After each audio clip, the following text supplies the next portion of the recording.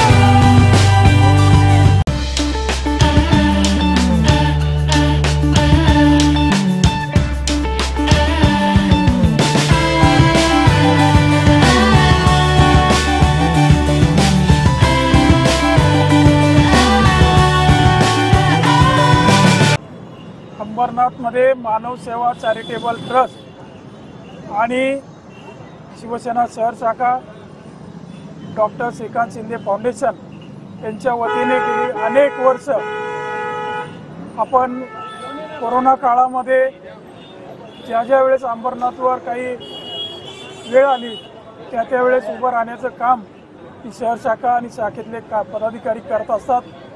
आमची मानव सेवा charitable trust ही देखील कोरोना काळामध्ये त्यांनी भरपूर असं सहकार्य अंबरनाथकरांना केलं।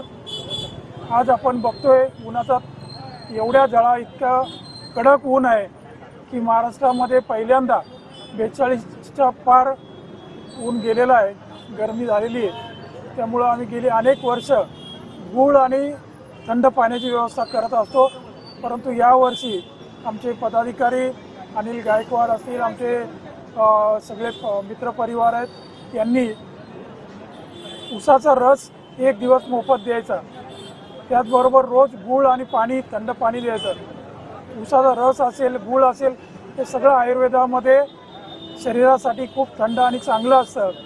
त्या उन्हामध्ये लोकांची ताण भागवणं, स्टेशनला आलेल्या लोकांना, रेल्वेने जाणारे असतील, कामकाजासाठी आलेले लोक असतील, त्यांना त्या थंड पाण्याने त्यांचा एक मनाला शांती मिळते आणि म्हणून आम्ही हा कार्यक्रम गेली अनेक वर्ष करतोय।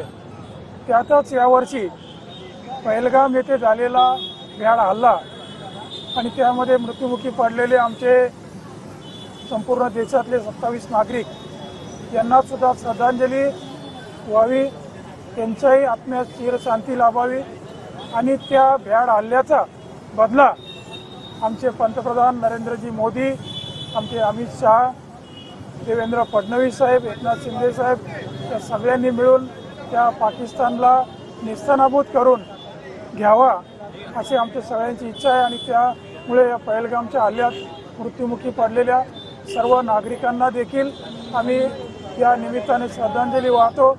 त्यांना आत्म्याला शांती मिळावी म्हणून देखील आम्ही या महिनाभर अंबरनाथचा